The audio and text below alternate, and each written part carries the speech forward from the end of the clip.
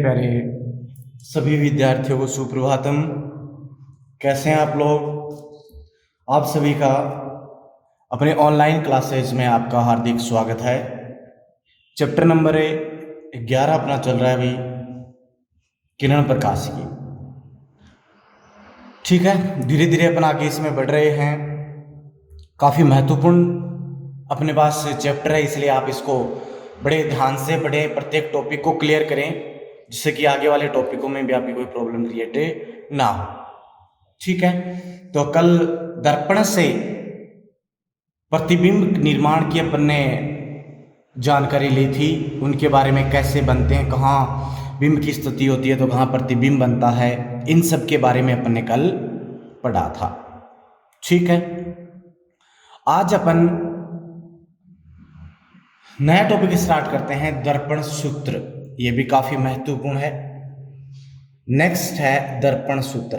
अब इस दर्पण सूत्र में भी अलग अलग टॉपिक्स हैं।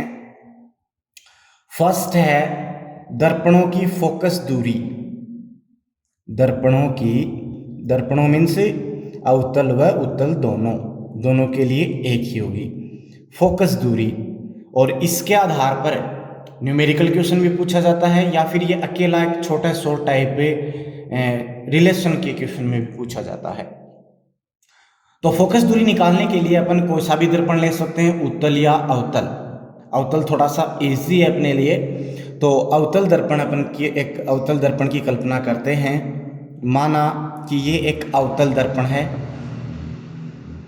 ठीक है, और अवतल दर्पण है तो इसका जो बाह्य भाग है वो पॉलिश किया हुआ होगा और आंतरिक भाग से क्या होगा, परावर्तन होगा। ठीक है, ये इसकी मुख्य अक्ष है, ये इसकी क्या है, मुख्य अक्ष है। ओके, ये इसका ध्रुव है P, ध्यान से देखना है। अब अपन माने कि इस अवतल गोलीय दर्पण के मुख्य अक्ष के समांतर एक प्रकाश किरण आपतित हो रही है, तो इसके अक्ष के समानांतर एक प्रकाश किरण इस M बिंदु पे टकरा रही है और इसको नाम दे दिया मैंने AM। तो ये क्या हो गई, आपतित प्रकाश किरण हो गई। क्या हो गई, आपतित प्रकाश किरण। जो अपने नियम ने पढ़े थे उसके अनुसार क्या है कि जो आपके पास प्रकाश किरण मुख्य अक्ष के समानांतर आपतित होती है, वो परावर्तन के पश्चात कहां से गुजरेगी, फोकस बिंदु से। कहां से गुजरेगी, फोकस बिंदु से। तो मैंने मान लिया यहां से कोई फोकस बिंदु है इस दर्पण का, तो ये परावर्तन के पश्चात फोकस बिंदु F से गुजरती है। क्लियर है, इसको मैंने नाम दे दिया B। तो ये जो प्रकाश किरण हो गई MB, ये क्या हो गई, ये होगी परावर्तित किरण। कौन सी किरण हो गई, परावर्तित किरण। क्लियर है। अब यहां पे अभिलंब भी देखो थोड़ा सा कर्व टाइप से है, तो इस पे एक अभिलंब अपन माने, और वो अभिलंब अपना जो है वो प्रकाशिक जो केंद्र है, वक्र केंद्र, उस वक्रता केंद्र C से गुजरती है। तो आपतित किरण जो है वो अभिलंब से कोई ना कोई कोण बनाती हुई आपतित होती है, पता है अपने को। तो मैंने कहा कि वो प्रकाश किरण आपतित हो रही है कितना कोण बनाते हुए, I, इंसिडेंस एंगल। और इस अभिलंब के साथ में परावर्तित किरण भी एक कोण बनाती है, जिसको अपन कहते हैं परावर्तन कोण, डिफ्लेक्शन एंगल। इतना क्लियर है? ओके, इतना क्लियर है। तो यहां पे ये जो MC है, ये बिंदु M पर अभिलंब की तरह अपने मानेंगे। क्लियर है? तो ये आपके पास एक एंगल I आ गया, एक R आ गया। तो परावर्तन के नियम से, परावर्तन का नियम क्या कहता है कि परावर्तन का नियम कहता है कि आपतन कोण का मान परावर्तन कोण के तुल्य होता है। तो आपतन कोण है AMC, angle AMC is equals to angle FMC, ये वाला एंगल FMC। तो एंगल AMC है एंगल I और FMC है एंगल R। ये समीकरण नंबर 1। ठीक है, ये दोनों बराबर होंगे किससे, परावर्तन के नियम से। इतना क्लियर है? अब देखो ये इसके समांतर है है क्या, ये इसके समांतर। तो ये जो अभिलंब है ये ऐसे है ना, देखो जैसे इसमें तिर्यक रेखा हो इन दोनों के बीच। तिर्यक रेखा है, तिर्यक रेखा है तो तिर्यक रेखा के दोनों ओर बनने वाले कोण एकांतर कोण होते हैं जो कि समान होते हैं। तो ये कोण आई तो ये कोण भी कितना आई होगा। क्लियर है। तो लिख सकते हैं अपन एकांतर कोण से क्या लिखोगे, एंगल ये वाला FMC यहां से, या फिर आप इसको ये कह सकते हो AMC is equals to FCM ये वाला एंगल। तो FCM दोनों ही एंगल I के हैं, बराबर होंगे। ये समीकरण नंबर 2। ठीक है, देखो समीकरण 1 व 2 का LHS इक्वल है क्या, समीकरण 1 व 2 से LHS इक्वल है तो RHS भी क्या होगा, इक्वल होगा। ठीक है, तो क्या बनेगा, एंगल FMC बराबर एंगल FCM। ठीक है, मतलब ये I एंगल ये इस R के इक्वल होगा। तो ये जो त्रिभुज है CFM एक समद्विबाहु त्रिभुज बन गया है क्या, देखो जरा, समद्विबाहु त्रिभुज बन गया। तो समद्विबाहु त्रिभुज की दो भुजाएं क्या होती हैं, समान होती हैं। ठीक है, तो यहां पर भी जिसके साथ एंगल ड्रॉ हो रहा है वो दोनों भुजाएं क्या होंगी, समान होंगी। मीन्स MF बराबर CF होगा। क्या होगा, MF बराबर CF। तो समद्विबाहु त्रिभुज से मैं यहां से क्या लिख सकता हूं, MF बराबर FC लिख सकता हूं। क्लियर है। अब देखो नेक्स्ट कंडीशन में मान रहा हूं कि यदि ये जो बिंदु M है ये P के बिल्कुल पास हो, क्या हो, बिल्कुल पास हो। जब इसके बिल्कुल पास होगा तो ये वाला जो एंगल है कंप्लीट ये कम होता जाएगा। तो ये एंगल कम होगा तो ये भी कम होगा, ये भी कम होगा, सभी एंगल्स कम होंगे। ठीक है, तो मैं कहूं कि यदि M ध्रुव के अति निकट हो, ध्रुव के अति निकट होगा, उस स्थिति में ये एंगल्स, या फिर मैं कह सकता हूं अर्थात angle I is equals to angle R क्या हो, अत्यल्प हो। एक ही बात है दोनों।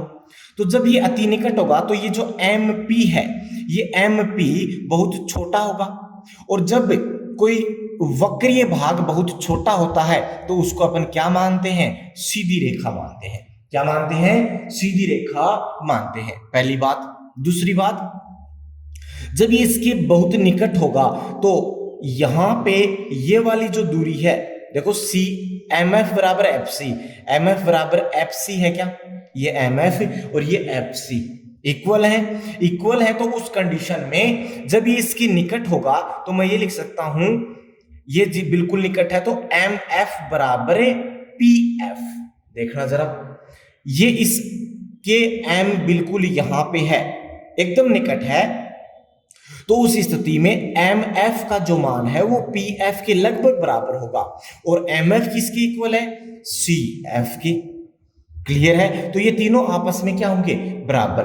और PF तो क्या है, ध्रुव व फोकस बिंदु के मध्य की दूरी, और ध्रुव व फोकस बिंदु के मध्य की दूरी को अपन कहते हैं फोकस दूरी।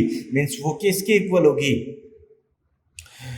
इसके इक्वल होगी स्मॉल f के। क्लियर है, इतना समझ में आया। नेक्स्ट देखो CP को क्या लिख सकता हूं मैं, CP को मैं लिख सकता हूं CF और प्लस में FP लिख सकता हूं।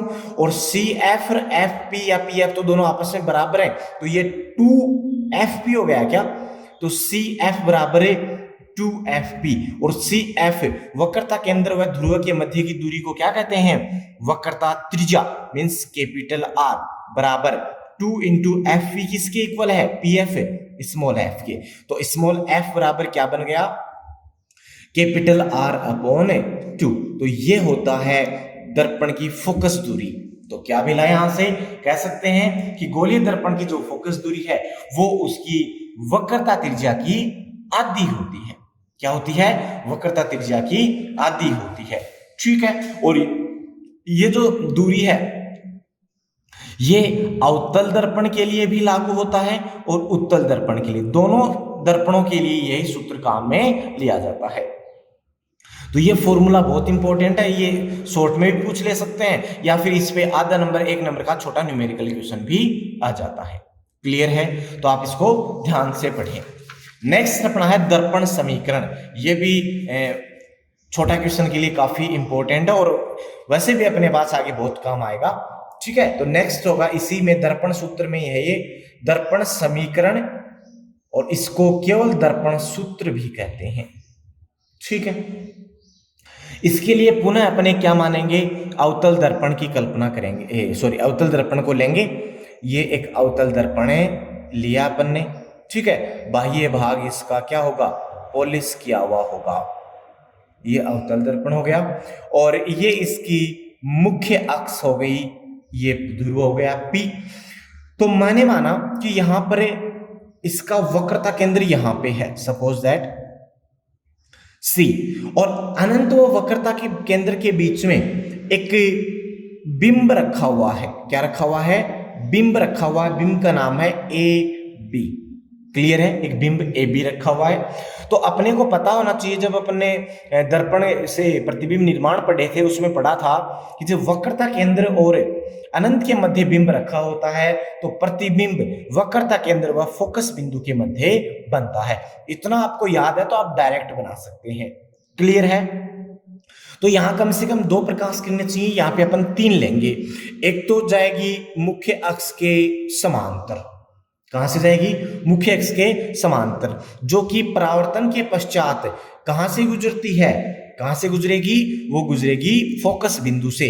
तो मैंने कहा फोकस बिंदु यहां से है, तो पहले मैं इसको गुजार देता हूं। ये फोकस बिंदु से गुजरती है। ठीक है, तो ये फोकस बिंदु हो गया F। एक किरण तो ये हो गई। दूसरी प्रकाश किरण ध्रुव पर आपतित हो रही है किसी एंगल से, तो ये ध्रुव पर आपतित हो रही है, ये ध्रुव पर आपतित है। ठीक है, तो परावर्तन के पश्चात ये जिस कोण पर आई है उसी कोण पर परावर्तित हो जाती है। उसी कोण पर परावर्तित होगी तो इस प्रकार से ये एंगल समान इसके ड्रॉ होगा। क्लियर है? और नेक्स्ट एक किरण प्रकाश से वक्रता केंद्र से आ रही है, तो वक्रता केंद्र से आएगी, वो परावर्तन के पश्चात कहां से गुजरेगी, वो वक्रता केंद्र से ही गुजर जाती है, इस प्रकार से। ठीक है, ये इस प्रकार से गुजरेगी और ये वापस यहां से गुजर। तो परावर्तित किरणें जहां भी टकराती हैं, जहां भी प्रतिच्छेद करती हैं, वहीं क्या बनेगा, वहीं अपना प्रतिबिंब बनता है। तो ये देखो तीनों किरणें यहां पर टकरा रही हैं, तो ये बिंदु कहां है, देखो फोकस बिंदु और वक्रता केंद्र के बीच में। क्लियर है? इसका नाम है A' B'। क्लियर है इतना? इस बिंदु को नाम दिया मैंने M और इस बिंदु को नाम दिया मैंने N। तो ये बात समझ में आई? अपने को पता था, फिर भी अपने इसको अच्छे से ड्रॉ किया है। ठीक है, स्केल नहीं है इसलिए थोड़ा सा इधर उधर हो सकता है। इतना क्लियर है? अब जो एक बात आप याद रखना, जो प्रतिबिंब की दूरी है और बिंब की दूरी है उनको क्या लेते हैं, दूरियों को हमेशा कहां से नापा जाता है, चिन्ह परिपाटी को भी ध्यान रखना है। दूरियों को हमेशा कहां से नापा जाता है, ध्रुव से मापा जाता है। आपतित किरण की दिशा में धनात्मक और आपतित किरण की विपरीत ऋणात्मक होती है। तो बिंब की जो दूरी है ध्रुव से, उसे U से लिखते हैं। ठीक है, प्रतिबिंब की जो दूरी है, प्रतिबिंब की जो दूरी है उसे V से लिखते हैं। फोकस दूरी है, फोकस दूरी को स्मॉल f से लिखते हैं। बिंब की ऊंचाई को, बिंब की ऊंचाई को h से लिखते हैं और प्रतिबिंब की ऊंचाई को h' से लिखते हैं। प्रतिबिंब की ऊंचाई, ये आपके नॉलेज के लिए है, h' से। आगे अपन काम में लेंगे तो पता होना चाहिए। ठीक है, तो अपन ने एक बिंब लिया AB जो कि अनंत व वक्रता केंद्र के मध्य रखा है, तो उसका प्रतिबिंब वक्रता केंद्र व फोकस बिंदु के मध्य बनता है। क्लियर है? पुनः अपन क्या कह रहे हैं कि यहां पे जो MP है, ये MP सीधी वक्रीय रेखा ना होकर सीधी रेखा है, तो MP को सीधी रेखा मानते हैं। क्या मानेंगे? सीधी रेखा। सीधी रेखा मानेंगे तो उस स्थिति में देखो यहां त्रिभुज बन गया, ये त्रिभुज बन गया। क्या ये वाला सीधी रेखा माना मैंने, तो एक त्रिभुज बन गया। कौन सा? B' PM, और एक त्रिभुज है B' A' F।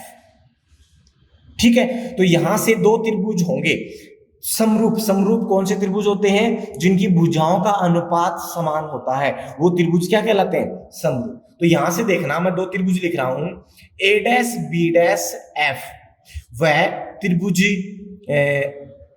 M P F. देखना, ए डैश बी डैश एफ, ये वाला त्रिभुज और ये वाला त्रिभुज, ये यहां पे मैंने सीधी रेखा माना तो त्रिभुज मानूंगा इसको मैं, ये वाले त्रिभुज दोनों समरूप हैं। क्यों है? देखो कारण है, यहां पे ये एंगल 90, ये एंगल 90, ये जितना एंगल है शीर्षाभिमुख से ये कोण भी उतना। जब दो कोण समान है तो ये कोण भी कितना? समान। तो अगर सभी कोण समान है तो भुजाओं का अनुपात क्या होगा? समान होगा। तो ये त्रिभुज क्या होंगे? समरूप होंगे। क्या होंगे? समरूप। और समरूप होंगे तो भुजाओं का अनुपात समान। तो इस भुजा के अनुपात में ये भुजा है, इस भुजा के अनुपात में ये भुजा, और इस भुजा के अनुपात में ये भुजा।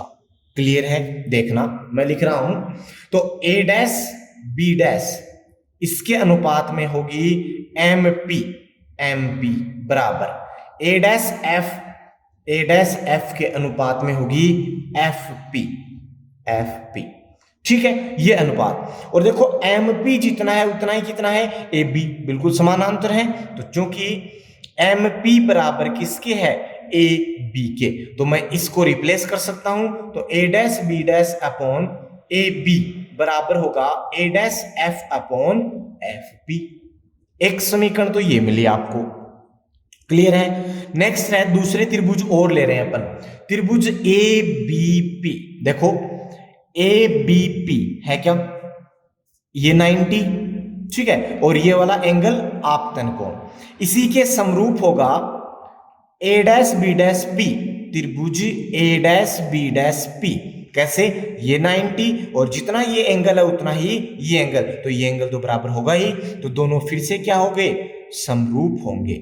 और समरूप होंगे तो इनकी भुजाओं का अनुपात भी समान होगा, means A dash B dash upon A B. ठीक है, इसके इस भुजा का ये और इस नीचे वाले का आधार का ये हो जाएगा, तो ये बनेगा A dash P upon A P. ये समीकरण नंबर हो गई आपके पास में 2। देखो समीकरण 1 व 2 का LHS इक्वल है क्या? तो RHS भी क्या होगा? इक्वल होगा। तो समीकरण 1 व 2 से ए डैश बी, ये LHS इक्वल है तो A dash F upon F P बराबर A dash P upon A P. Clear है? यहां पे देखो ए डैश एफ क्या है? ए डैश एफ ये वाली दूरी जो अपने को नहीं पता, तो इसको मैं ऐसे लिखता हूं, देखना जो पता है उस क्रम में लिखता हूं। ए डैश पी पता है बिंब प्रतिबिंब की दूरी, और एफ पी पता है फोकस दूरी। तो इसके अनुपात में मैं क्या लिख सकता हूं इसकी फॉर्म में? ए डैश पी बराबर देखो ए डैश एफ क्या मिलेगा? ए डैश पी में से अगर मैं एफ पी माइनस कर दूं तो क्या ये बचेगी? ये बच जाएगी। तो उस कंडीशन में मैं इसको ऐसे लिख सकता हूं क्या?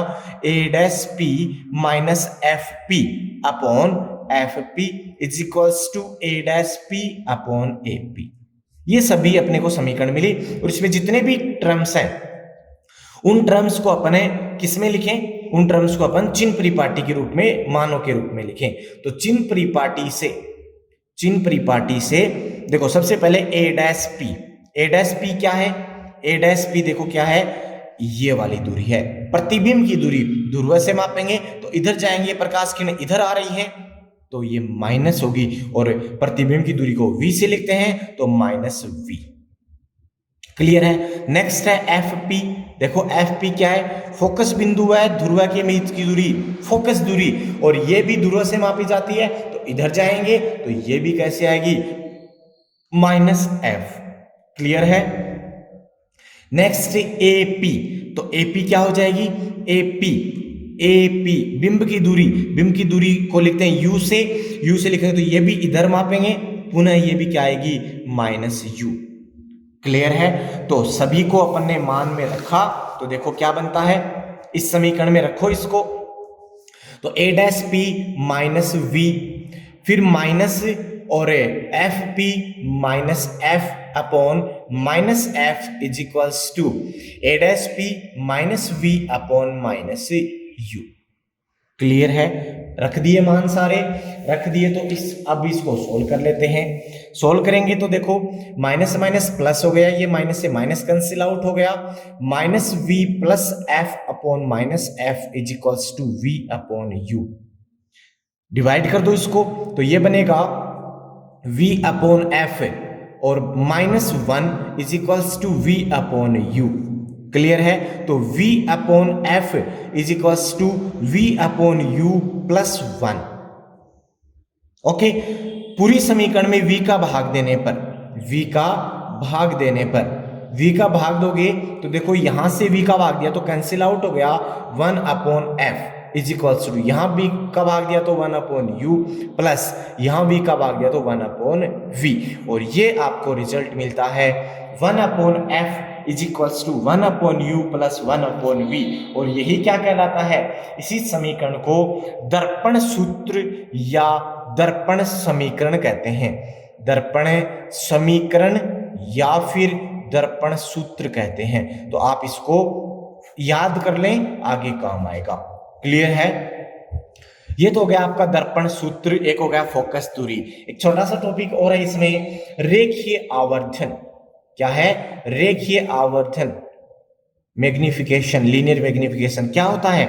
यह है कि दर्पण ने उस बिंब की ऊंचाई में, बिंब के आकार में कितना परिवर्तन किया है, मीन्स प्रतिबिंब का आकार बिंब के सापेक्ष कितना बड़ा या छोटा बना है, उसका तुलनात्मक रूप को अपन क्या कहते हैं? रेखीय आवर्धन कहते हैं। तो क्या डेफिनेशन होती है कि किसी दर्पण से बने प्रतिबिंब व बिंब की ऊंचाइयों के अनुपात को रेखीय आवर्धन कहते हैं। इसे m से लिखते हैं और प्रतिबिंब की ऊंचाई होती है h डैश और बिंब की ऊंचाई होती है h। तो m बराबर बनता है h डैश अपॉन h। लेकिन अपन इसको सोल्व करेंगे तो सोल्व करने के लिए अपन इसी का वापस से यूज करेंगे, इसी डायग्राम का, क्योंकि इसी से रिलेटेड है। तो यहां से पुनः है वही अपन दो त्रिभुज लेके चलेंगे जहां पे अपने को हाइट मिलती है। तो हाइट के लिए एक त्रिभुज तो ये मिलेगा ए बी पी और दूसरा त्रिभुज मिलेगा ए डैश बी डैश पी। दोनों कैसे थे? समरूप थे। तो दोनों समरूप थे तो उनसे अपन ये वाली समीकरण लिखी थी, देखना जरा, ये लिखी हुई है मैंने। तो मैं पुनः इसी समीकरण को लिख रहा हूं। तो त्रिभुज थे ए बी पी और त्रिभुज था A dash B dash P में क्या होगा? A dash B dash upon A B बराबर A dash P upon A P. A dash B dash क्या है? ए डैश बी डैश है H dash upon A B क्या है? H बराबर क्या बना? V upon U. क्या बना?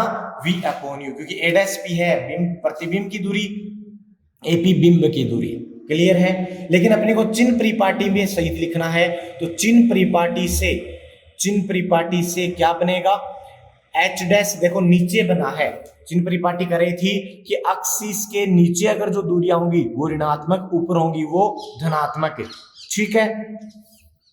तो यहां से minus H dash upon H बराबर, ये तो दोनों ही ऋणात्मक होंगी, तो minus V upon minus U, minus से माइनस कैंसिल आउट, तो एच डैश अपॉन एच बराबर बना minus V upon you.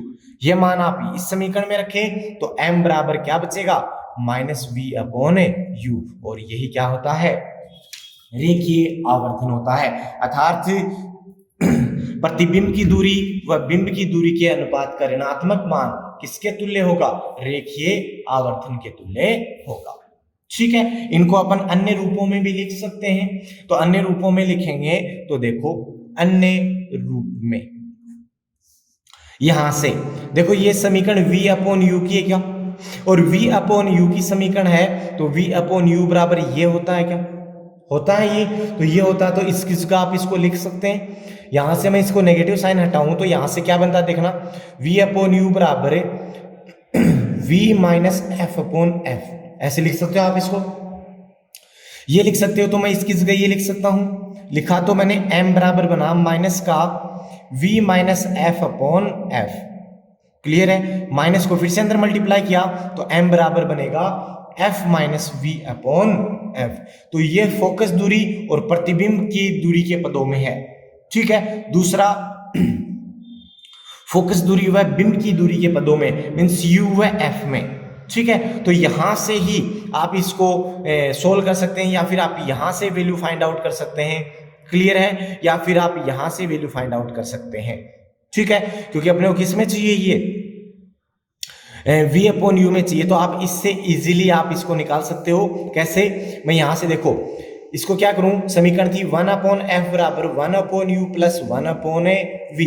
You के पदों में चाहिए तो आप इसको पूरी को यू से गुणा कर दो, तो यू अपॉन एफ बराबर 1 plus U upon V, U upon V. तो ये क्या बनता है, इधर चला जाएगा तो v अपॉन यू बराबर क्या बनेगा, v अपॉन यू बराबर, इसको इधर लेके जाओगे आप तो u upon F minus 1, F LCM लिया उल्टा होगा तो f अपॉन बनेगा u माइनस एफ।